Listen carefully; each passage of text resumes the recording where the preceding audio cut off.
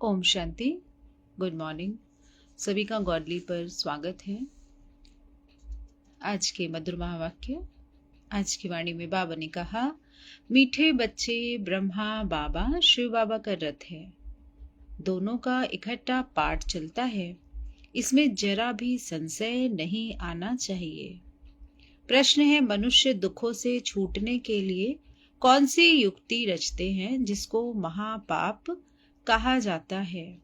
उत्तर, मनुष्य जब दुखी होते हैं तो स्वयं को मारने के मतलब स्वयं आत्महत्या जिसको कहते हैं है तो जीव हत्या, पर कहने में आता है स्वयं के लिए खत्म करने के अनेक उपाय रचते हैं। जीव घात करने की सोचते हैं, समझते हैं इससे हम दुखों से छूट जाएंगे, परंतु इन जैसा महापाप और कोई नहीं। वह और ही दुखी हो जाते, दुखों में फंस जाते, क्योंकि यह है ही अपार दुखों की दुनिया है ना। कभी कोशिश भी किया और सफल नहीं हुए ना, जैसे कहीं कोई अपने आप में स्वयं को आग लगा लेते हैं और फिर बच जाते हैं, तो कितना कष्ट काटते हैं, जीवित रहते हैं और कष्ट रहता है। उसी प्रकार अगर कोई ऊंचाई से छलांग लगा ले और फिर मृत्यु नहीं मिलती तो फिर शरीर का क्या ही हालत होता, और फिर कष्ट काटते हैं तो अपार दुख भोगते हैं। ओम शांति।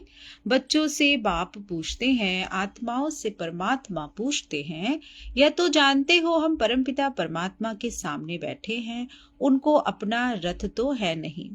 यह तो निश्चय है ना, इस भ्रिकुटी के बीच में बाप का निवास स्थान है। बाप खुद कहते हैं, मैं इनके भ्रिकुटी के बीच में बैठता हूँ, इनका शरीर लोन पर लेता हूँ। आत्मा भ्रिकुटी के बीच में है तो बाप भी वहीं बैठते हैं। ब्रह्मा है तो शिव बाबा भी हैं, ब्रह्मा नहीं हो तो शिव बाबा बोलेंगे कैसे? तन का आधार लेकर बोलते हैं ना। ऊपर में शिव बाबा को तो सदैव याद करते आए हैं। अब तुम बच्चों को पता है हम बाप के पास यहाँ साकार में बैठे, ऐसा नहीं शिव बाबा ऊपर में है, उनकी प्रतिमा यहाँ पूजी जाती है। ये बातें बहुत समझने की है। तुम तो जानते हो बाप ज्ञान का सागर है। ज्ञान कहाँ से सुनाते? क्या ऊपर से सुनाते हैं ब्रह्मा तन द्वारा कि मुझे याद करो? यहाँ नीचे आया है ना, ब्रह्मा तन से सुनाते। कई कहते हैं हम ब्रह्मा को नहीं मानते, परंतु शिव बाबा खुद कहते हैं ब्रह्मा तन द्वारा ही मुझको याद करो, ना भूलो ना याद करो ना मना। परमात्मा कहते हैं कि ब्रह्मा को याद नहीं करना है, ब्रह्मा तन में मेरा अवतरण होता है तो ब्रह्मा तन का रिगार्ड करना है। यह समझ की बात है ना, लेकिन माया बड़ी जबरदस्त है, एकदम मुंह फिराकर पिछाड़ी कर देती। अब तुम्हारा कंधा शिव बाबा के सामने, अभी तुम्हारा कांध शिव बाबा ने सामने किया है, सम्मुख बैठे हो, फिर जो ऐसा समझते हैं ब्रह्मा तो कुछ नहीं, उनकी क्या गति होगी? दुर्गति को पा लेते हैं। कुछ भी ज्ञान नहीं। मनुष्य पुकारते भी हैं ओ गॉड फादर, फिर वह गॉड फादर सुनता है क्या? उनको कहते हैं ना लिबरेटर आओ यहाँ ना, यहाँ बाबा को बुलाते हैं ना, ईश्वर को, लिबरेटर आओ या बैठ यहाँ वहां बैठे हमें लिबरेट करो। अवतार का भी वर्णन है तो साकार में आएगा ना। कल्प कल्प पुरुषोत्तम संगम युग पर ही बाप आते हैं, जिसमें आते हैं उनको ही अगर उड़ा दे तो क्या कहेंगे? निमित्त को उड़ा देंगे तो क्या कहेंगे? नंबरवार तमो प्रधान। निश्चय होते हुए भी माया एकदम मुंह फेर देती। इतना उनमें बल है जो एकदम वर्थ नॉट ए पैनी बना देती। ऐसा भी कोई ना कोई सेंटर पर है, इसीलिए बाप कहते खबरदार रहना। बल किसको सुनाते भी रहे सुनी हुई बातें, परंतु वह जैसे पंडित मिसल हो जाता है। जैसे बाबा पंडित की कहानी बताते हैं ना, उसने कहा राम राम कहने से नदी पार हो जाएगी।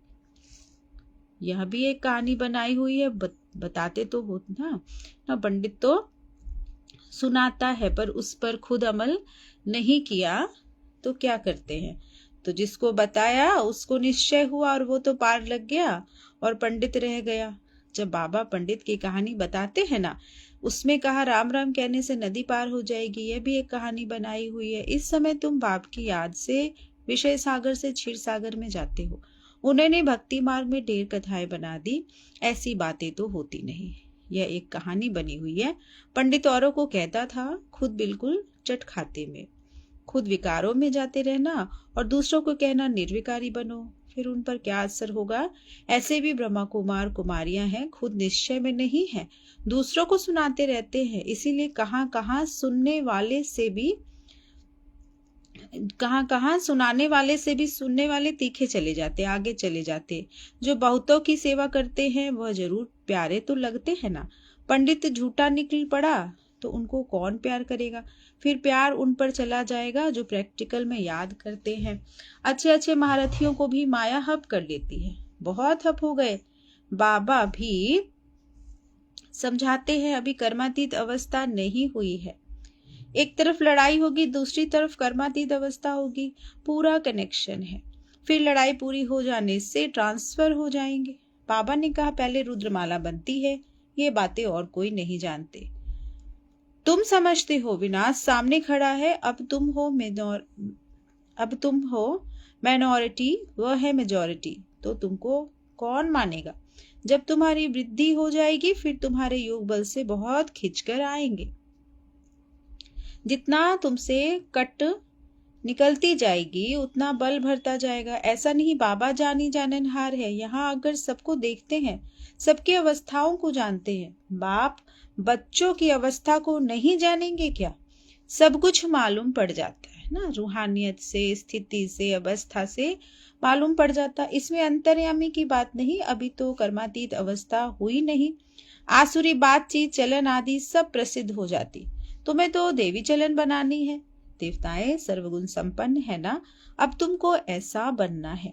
कहाँ वह असुर, कहाँ देवताएं, परंतु माया किसी को भी छोड़ती नहीं है। छुई मुई बना देती है, एकदम मार डालती है।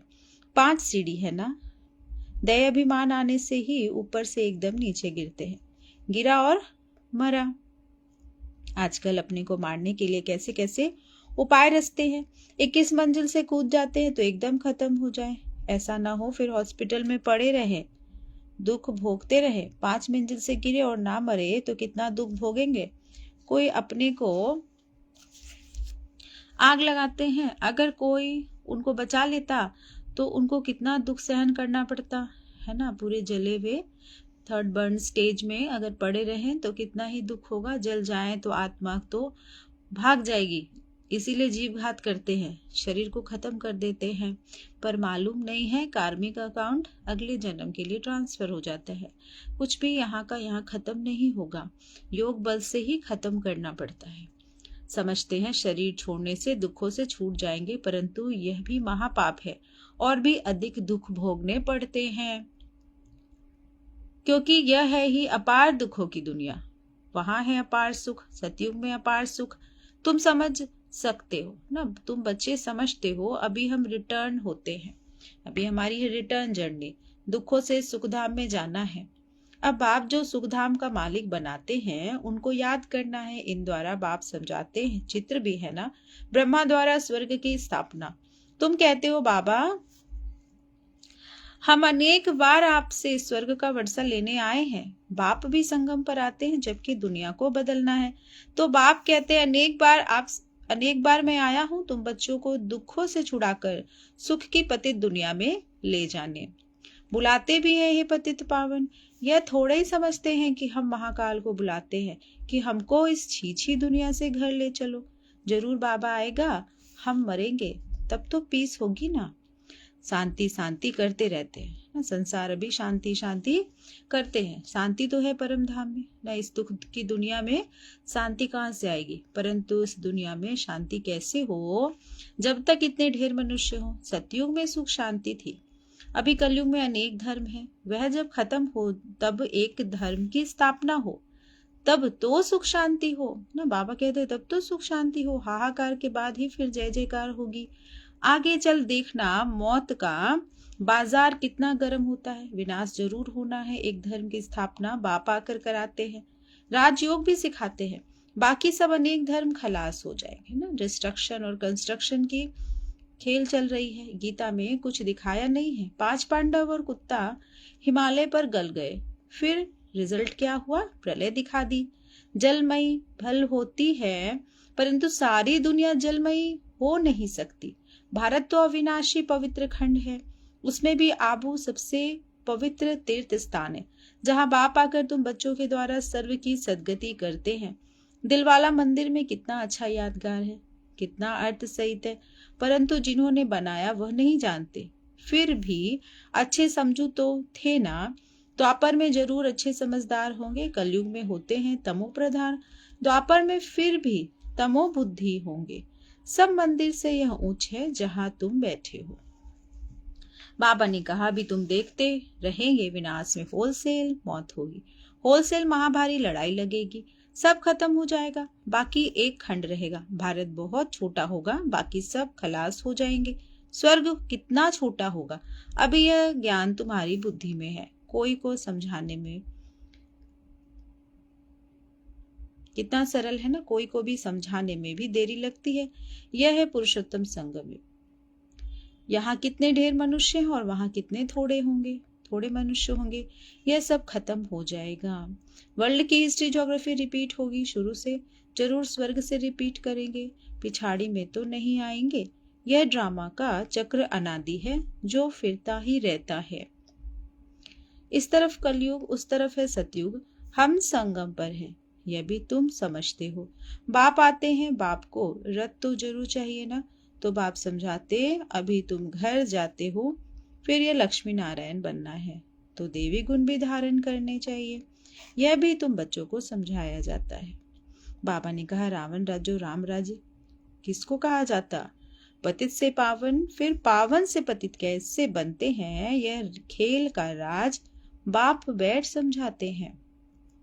बाप नॉलेजफुल बीज रूप है ना, चैतन्य है, वही आकर समझाते हैं। बाप ही कहेंगे, सारे कल्प वृक्ष का राज समझा? इसमें क्या क्या होता है, तुमने इसमें कितना पार्ट बजाया है। आधा कल्प है देवी स्वराज्य, आधा कल्प है आसुरी राज्य। अच्छे अच्छे जो बच्चे हैं उन्होंको बुद्धि में नॉलेज रहती है ना, नॉलेज ठहरती है। बाप आप समान बनाते हैं ना, सबसे बड़ा ऊंचा लक्ष्य क्या रखा है? बाप समान बनना है ना, सिर्फ देवी देवता नहीं बनना है। हमारा लक्ष्य क्या है? बाप समान बनना।